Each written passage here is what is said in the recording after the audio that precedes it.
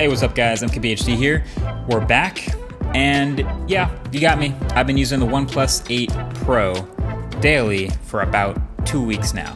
And I gotta say, they did it. They finally did it. They just went ahead and made a flagship, like a bona fide, complete feeling flagship phone, finally. Now there are still a few snags, and I will nitpick about those because that's what you do in a phone that starts now at $900.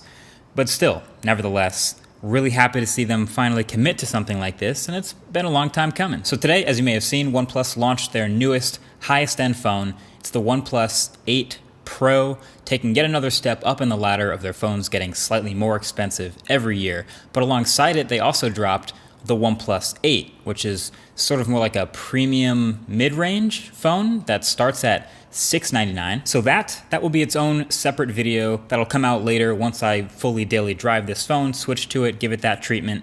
That's gonna be a tough video to make without all kinds of reflections, but definitely subscribe to see that video first when it comes out. Hit the red button below if you haven't already. That's coming up. But until then, we're talking about this guy, the 8 Pro, the flagship. So the bleeding edge high-end specs shouldn't be a surprise when we see a new OnePlus phone. I mean, beside the fact that they slowly tease out all the specs the weeks leading up to the phone's launch, it's kind of what they're known for, you know, placing what feels like the highest end, best available specs for the highest end performance all in one phone. And we still have a very familiar OnePlus design and experience here too. They still have their logo on the back and still things like the alert slider that I'm surprised more phones haven't copied yet.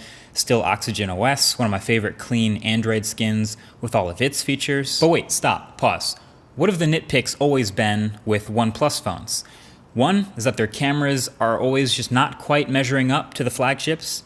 And two, that they always tend to leave out these sort of fringe features that don't feel essential but still feel like you should have them if you're going to claim that you're a flagship. Things like wireless charging and IP68 certification. Well, guess what they finally went and added this year?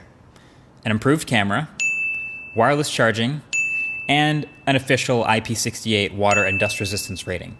Finally. But you know what? Let me start from the top with the new design for the OnePlus 8 Pro. You can see it here. I really like a lot of it.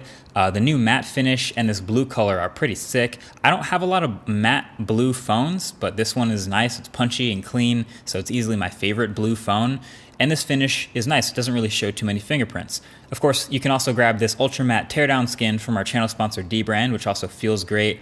And you can see the wireless charging coil in the back. Plus, it's also got a few Easter eggs hidden in the design, which are pretty dope. But anyway, yeah, the shape of the phone is boxy, which I've always really liked. Plus there's this new little design accent ridge into the top of the phone. So generally I think it's one of the absolute better looking phones out there. But I still get to nitpick because, like I said, a $900 phone, that's what's gonna happen. And this camera bump, while it's not as ugly as some of the others out there, it still is pretty big. Like it's annoyingly rocks on a table big for sticking out of the phone that much, so I gotta point that out. But again, you can put a case on it and get rid of that. Then you get around to the front and you're looking at the new display, which is an upgrade to pretty much all of the ways that count, but also technically a slight downgrade too. So this is a 6.78 inch, 1440p, 120 hertz AMOLED display, and it's really, really good. OnePlus and DisplayMate say it's their most color accurate display ever, you know, the best A+ they've ever given, etc., etc. They're kind of starting to sound a lot like DxOMark at this point. Look, I believe you. The color's great, the calibration's great, but what I notice more often is, number one, it's definitely a lot brighter than last year, which is sweet, and then of course the flagship feature for 2020 for all these new flagships, which is the smooth 120 hertz refresh rate plus 240 hertz touch sampling rate, and it is awesome. I've been looking forward to this. Couple specifics on it. One, yes, it does let you run both high refresh rate and high resolution at the same time, and that's exactly what I've been doing. 1440p at 120 hertz at the expense of battery, but you know, live your life. Then yes, it is technically a variable refresh rate, so even when you have it set to 120 hertz, just like last year, it will step down to 60 hertz occasionally when you're just sitting around not doing anything, or if you're on a home screen, or if you're in some app that won't use that, like Waze or Google Maps or Snapchat or a game or something. Then yes, there is still an optical fingerprint reader underneath that screen. It doesn't appear to be any bigger or faster, but still fairly reliable for me. And yes, the edges are still curved over both sides. And this is my least favorite feature of this display. I still get accidental touches. Like, really, I realize the idea is it looks cool and it's edgeless and futuristic, but I think it's time to slow that down. And I think Samsung's perfected that balance this year between curving the glass a little bit and still having a flat working surface with no accidental touches. So, just saying. And also by now, from all these beauty angles of the screen, certainly you've noticed that hole punch camera in the top left corner for the selfie shooter for the OnePlus 8 Pro. Hot take, the pop-up camera was better than the hole punch, and this is a downgrade. Like, I get that the pop-up camera was a moving part. I was the first to point that out. A moving part in a phone is always a part to pay attention to, but we haven't had any durability problems with them for the past 2 years we've seen them in phones. And of course, having that part hidden inside allows you a fully uninterrupted screen with no hole punch, and when it closes down into the phone and you're not using it, it's blocked by the rest of the phone. So that's an added security benefit. So it seems like the pop-up camera was the way to go. So why did they remove the pop-up camera and change back to a hole punch? I don't know. Maybe to look a little bit more like the other flagships, maybe to save a little bit of money, maybe to guarantee the IP68 water certification, maybe just a little bit of all these things. Also, side note, I would like to see some of these phones offering 120 Hz screens also offer a 90 Hz mode in between 60 and 120. So we already know we can step down to 1080p to save battery life. I think it would be nice to be able to step down to 90 Hz to save battery life too.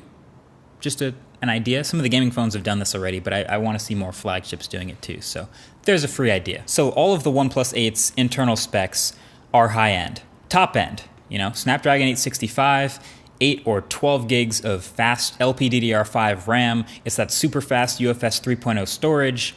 And the battery also gets an upgrade because on top of all that, it's a 5G capable phone with a 120 Hz big display. So you get a 4,510 milliamp hour battery. It's not the biggest battery in the world, but for me, it did just fine. Like I said, I've been using the phone with my high brightness, high GPS use at 1440p, 120 Hz, and I've been getting to the end of the day pretty comfortably.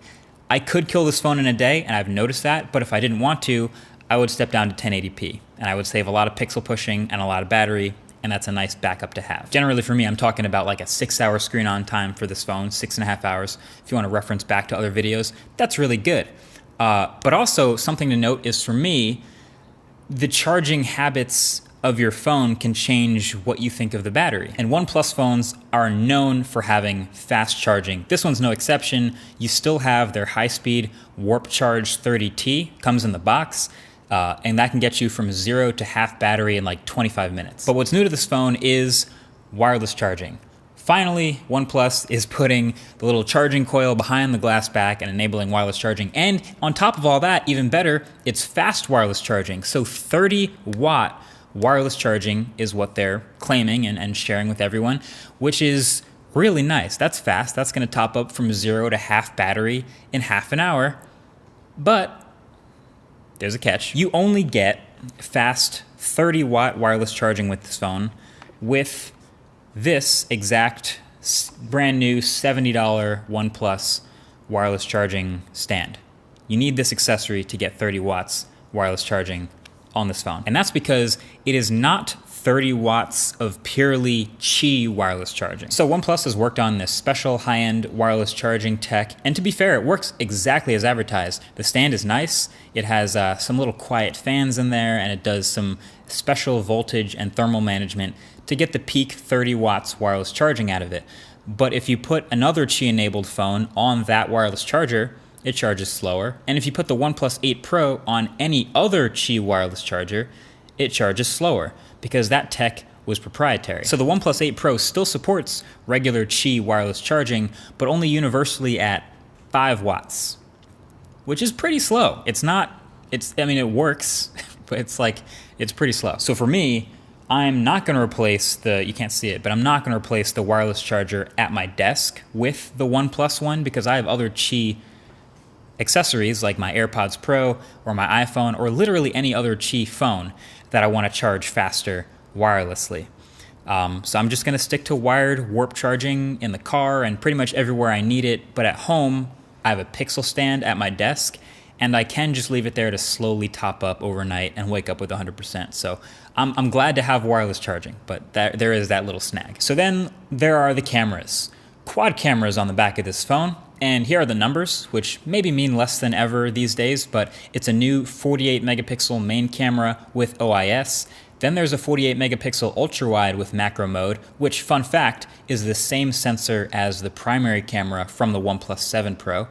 Then there's a 3x telephoto camera, and believe it or not, the fourth one is a 5 megapixel color filter camera. So that's your array. And I'll just go ahead and say it, the OnePlus 8 Pro is a flagship quality camera right in line with Galaxy S20 and Huawei P40, and just short of the Pixel and the iPhone. There, I said it. It's spitting out sharp 12 megapixel images with nice dynamic range and colors.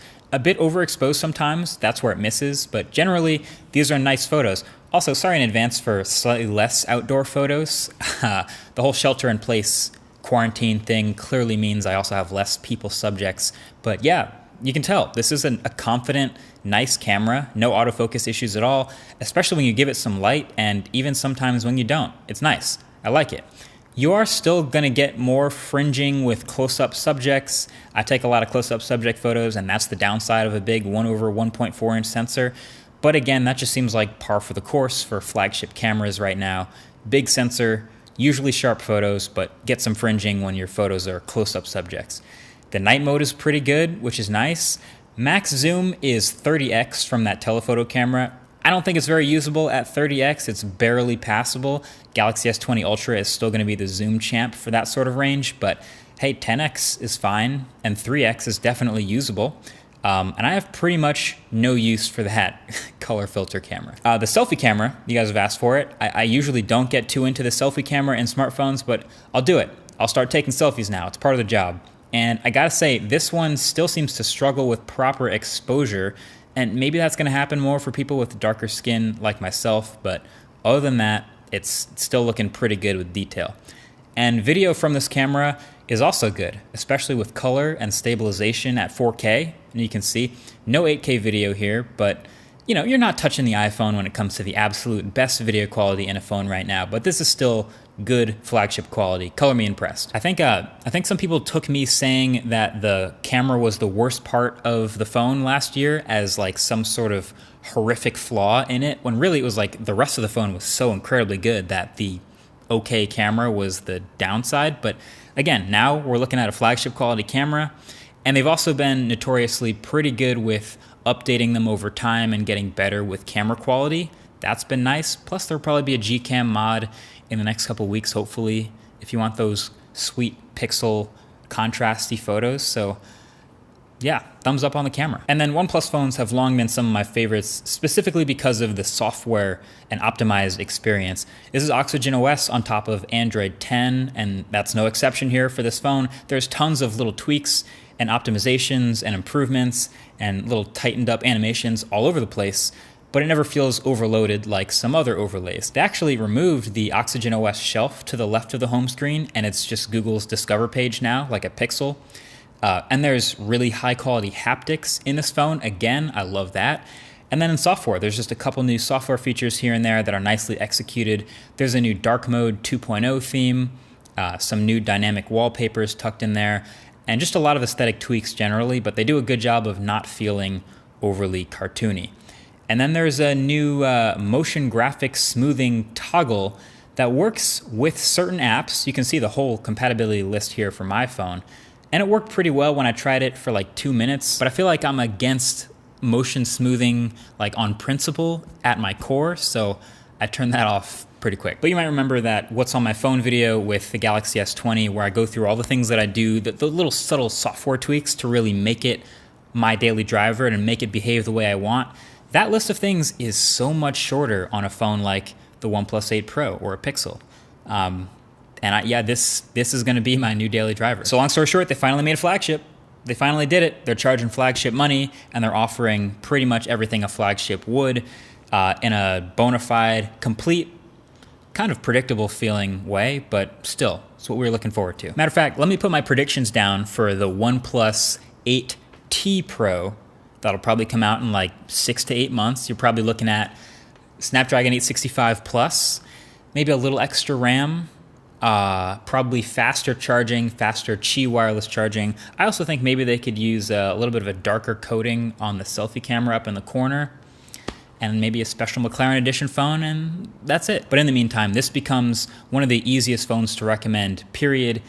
Even though it's the most expensive OnePlus phone ever, which is a nice headline to write, it still undercuts a lot of the other flagships that it's now at feature parity with. And I think this is definitely the one you should pick of those. Either way, that's been it. Thanks for watching. Catch you guys in the next one. Peace.